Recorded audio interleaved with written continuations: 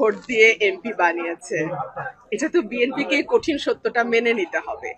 মানুষের ভোটের অধিকারে যদি দল বিশ্বাস করে, মানুষের পছন্দের প্রতি যদি আস্থা রাখতে হয় এবং আমরা যে গণতন্ত্রের কথা বলছি সেটা যদি মানতে হয়, তাহলে আপনি যে প্রশ্ন করছেন যে আজকে একটি দল এই অনুষ্ঠান বর্জন করেছে, তাদেরকে তো আমার বলতে হবে যে তাহলে তো আপনারা গণতন্ত্রে বিশ্বাস করেন না, মানুষের রায়ের প্রতি আপনারা শ্রদ্ধাশীল নন।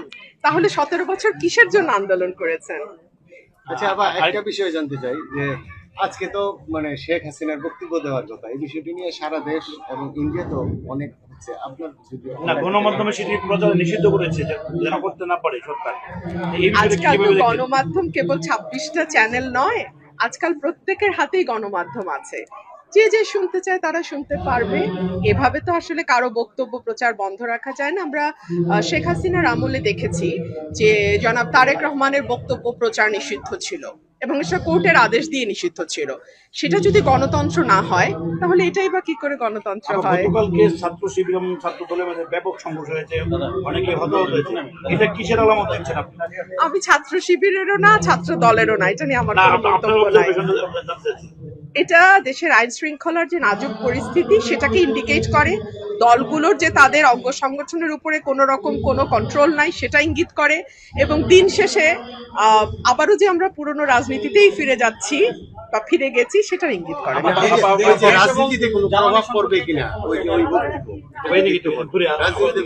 আগে উনি বক্তব্য দেন, তারপরে বোঝা যাবে কি প্রভাব পড়ছে। এটা তো আগে বলা যাবে না। বিভিন্ন টক শোতে দেখেছি আপনি বলেছেন যে উনি ফিরে আসবেন।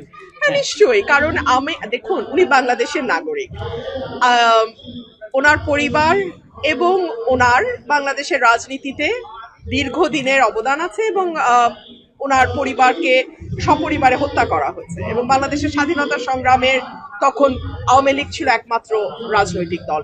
তো সকল কিছুর বিবেচনায় ওনার বয়সও হয়েছে, বাংলাদেশে যদি উনি ফিরে না আসেন ওনার দলের অবস্থা কি দাঁড়াবে বা ওনার এতদিনের যে রাজনৈতিক ইতিহাস সেটারই বা কি দাঁড়াবে, এই সকল কিছু বিবেচনা আমার কমন সেন্স বলে উনি ফিরে আসবে। গতকালের সংঘর্ষের বিষয়ে